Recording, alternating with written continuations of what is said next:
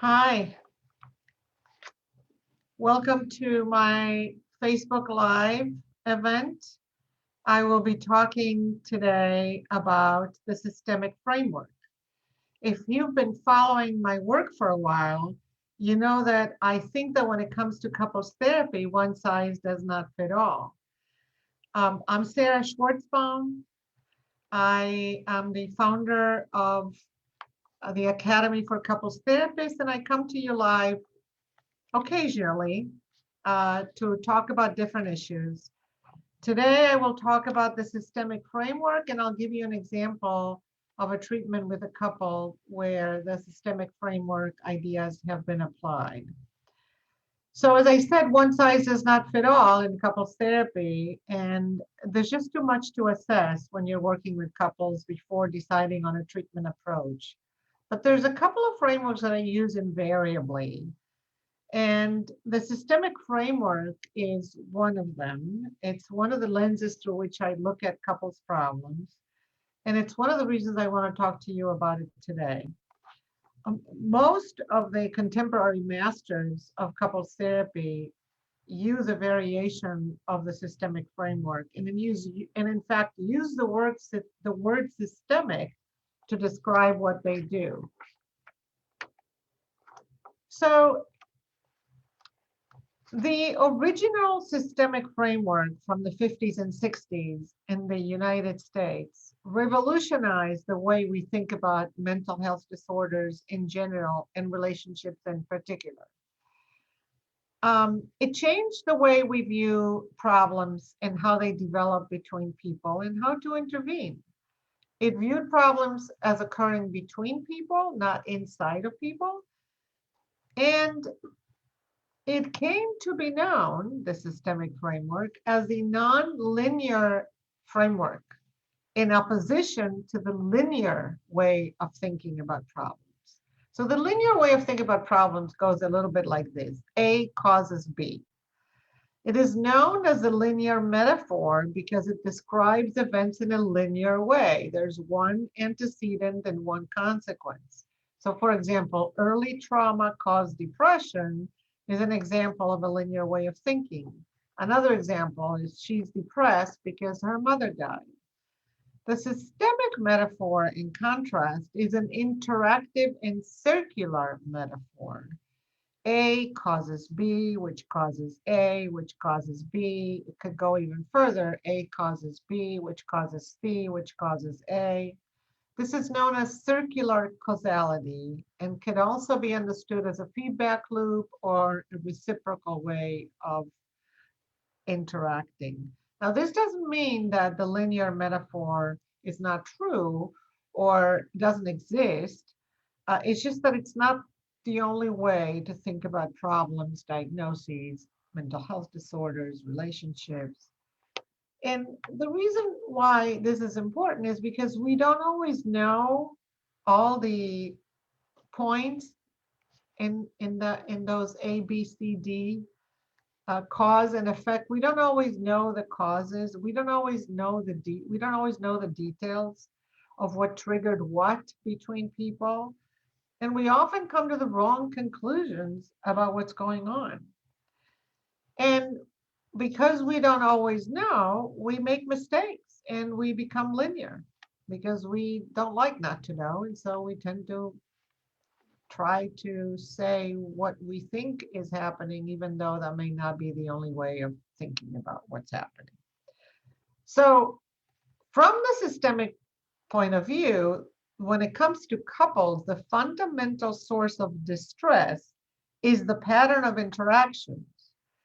In any continuing relationship, meaning in a long-term relationship, couples develop a pattern of interaction that results in redundant, circular, and repetitive patterns.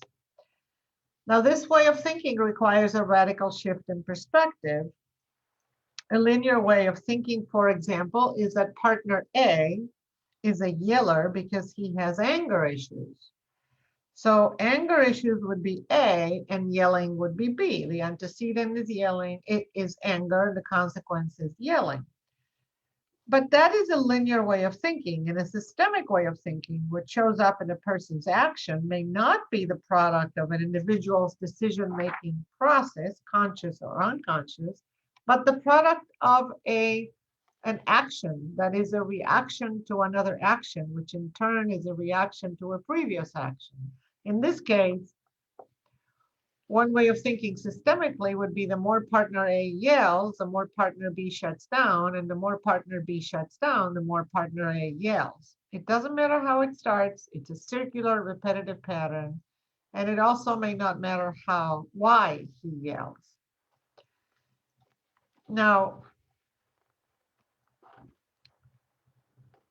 when we can explain this to couples, so I often do what is known as a systemic education. They can understand much better why their relationship is so difficult. And so we call this systemic awareness. This can reduce shame, it can reduce guilt. If the problem is the pattern of interaction and their dynamic and their reciprocal escalation and their reactivity to triggering events, they may be more inclined to figure out what they can each do differently. Again, this is not to say that people in reality don't have individual characteristics, such as the fact that some are more anxious, more depressed, yell, more aggressive, more rebellious. But it's just that it's not a systemic way of thinking about the problems. What goes on between two people is a kind of circular and reciprocal cycle. And when you understand it that way, you understand a little bit better what's happening in the pursuer and distancer dynamic, for example, or the controlling rebel cycle, or the overfunctioning underfunctioning cycle, or the accused defense cycle. And this is what some people know as the more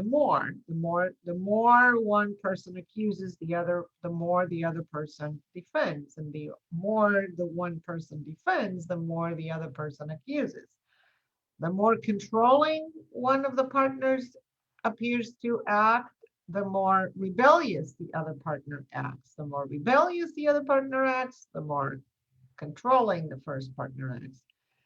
And the idea is that once a dynamic is established, couples use only a small, narrow option of their repertoire of possibilities in terms of reactions. The range of behaviors is narrow because the repetitive nature of their dynamic has kept them stuck in a narrow window of options. And this is what actually makes couples therapy interventions possible. So what does this mean in practical terms? Well, one thing it means is that you can understand couples as being stuck in a life transition, for example, and they have trouble getting unstuck. Therapy can help them get unstuck from the ordinary transitions of life. This is a very common systemic idea. Transitions can be anywhere, transitions to parenthood, to work transitions, retirement transitions, to moving in together, to getting married. In other words, couples get stuck because they have not figured out how to adapt to the transition. And like I said, this is another idea developed by the original thinkers of the systemic metaphor. Another thing I want to say in terms of practical terms is that because the focus is on process and context, I am less likely to ask why something happens or happened, and I'm more likely to ask what is happening, or more likely to observe behaviors and the responses to the behaviors so I can describe it to them in the context of a session. I also want to say that the understanding of the interactional pattern does not happen easily and not in one session. This is a result of a collaborative exploration of how they fight, how they dysregulate, how they disconnect. The more you know the couple, the better and deeper your understanding of the interactional pattern is. I like to say in the beginning that I'm looking for establishing and understanding the draft of their interactional pattern. And later in the treatment, I want to understand the pattern better and deeper. So take two partners in a parent child or parent, controlling rebellious dynamic, for example. The more one partner acts parental, the more rebellious and childlike the other partner becomes. And the more rebellious, the more parental. So I'm likely to say to the child rebel, for example,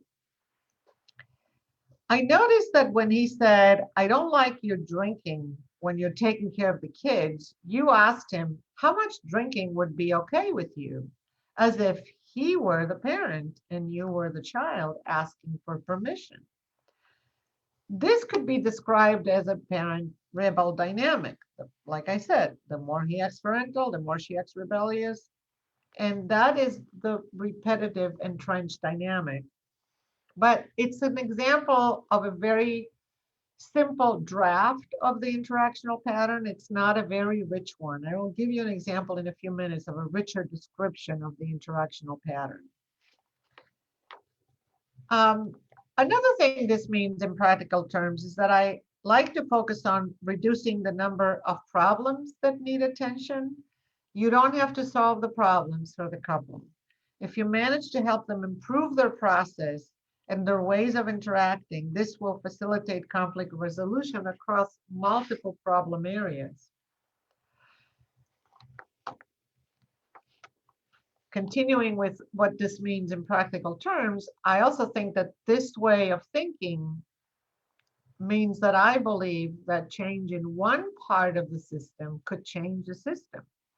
Sometimes a change in one person changes the relationship.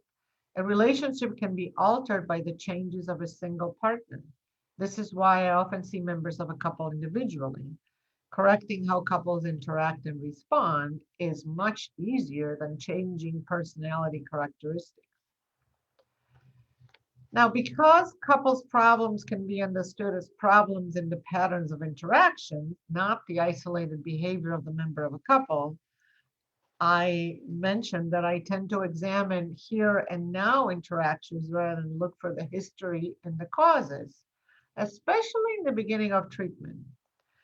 I believe in unleashing couples' dormant potential and focusing on their strength. They come to therapy when they need to change directions or are stuck and can't figure out how to get unstuck on their own. And focusing on their strength helped me to reframe certain problems, which is another very important feature of the systemic way of thinking. An example of a reframe I use quite a bit is when partner A, for example, complains that, let's say, I'm the only one who initiates sex ever, and begins to blame partner B for not initiating sex ever. I may reframe this as, quote, isn't it wonderful that you're the keeper of the flame? I wonder who's the keeper of the financial flame between the two of you. This is assuming I think the other partner is the keeper of the financial flame. Or I wonder who keeps the refrigerator full, meaning who keeps the flame of your full stomachs in mind. In other words, I use reframes to provide a cognitive shift. This is a very common systemic way of doing things. When I can think systemically, I become less blaming and I become reluctant to emphasize what is normal and what is not. I tend to assume a non-pathologizing view of couples. And when I assume a non-pathologizing view of couples, I am less likely to take an authoritarian position regarding the goals of therapy, regarding what's normal, regarding what's pathology, regarding what's not okay. The important question for me is, how does a couple organize their resources to accomplish their objectives? In other words, as systemic therapists, we're more concerned with how couples do best with the resources they have, psychologically or otherwise. A healthy relationship is defined as their success in functioning to achieve their own goals. And if they have two different goals, for example, that's okay. because they can't ignore the goals of their partner. Finally, I want to say that thinking systemically makes it a lot easier to adopt the stance of taking all sides simultaneously and accept multiple perspectives with equal curiosity. Okay, now I want to talk to you about the example. So you can see the sequencing of the deepening of the interactional cycle. So I'm going to be talking about Roy and Beatrice, a fictional or somewhat fictional heterosexual couple that is a composite of many couples I've worked with, married, let's say, less than a decade, with 2 children under 5. When they first came to see me, he reported they were struggling with high conflict, that issues were never resolved, and that he didn't feel supported. Beatrice said that there was a lot of tension, very little affection and sex, and that she didn't know how to deal with his intensity and anger. When I asked them how they would know that therapy had been successful, they agreed that they both wanted to have more fun. They wanted to take things more lightly and less seriously. They also agreed they would like to have better communication and more sex. Pretty quickly, they became aware that one of the big reasons for the deterioration of the relationship was the lack of attention they paid to it after the children were born. So the initial draft of the interactional pattern, they discovered that the less they prioritized their relationship, the more distant they became, and the more distant they became, the less they prioritized their relationship. That's one of the cycles. They started to prioritize their relationship a little bit more, and in a short time, they increased their awareness of the impact of their behaviors on each other. They were able to focus on what kind of partner they wanted to be or could become. They also figured out how to shift the focus to the positives by creating the habit of daily appreciations, focusing on their talents as a team, spending time together without screens, and finding something fun to do without their children. But when they fought, it was still pretty bad, and I wanted to help them understand their interactional pattern better. So Roy struggled with impatience when he was triggered.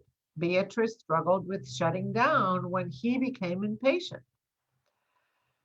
That was one of the layers of the interactional pattern. The more impatient Roy became, the more Beatrice shut down. But that was not the whole story. At one point, Roy said, I'm a screamer. I'm a screamer. I come from a screamer family. That's who I am. Why should I change? And Beatrice said, I guess I do defend myself when he attacks me, but what else can I do? So Roy and Beatrice did learn to identify their triggers, their feelings, and their interactional patterns. The more impatient and upset he became, the more she got defensive and shut down. And the more she shut down, the more impatient he became. But that was not the whole story either. Then I continued to try to understand the interactional pattern even better. Roy figured out that he felt rejected when Beatrice shut down. And it turned out that Beatrice felt controlled when he got upset with her.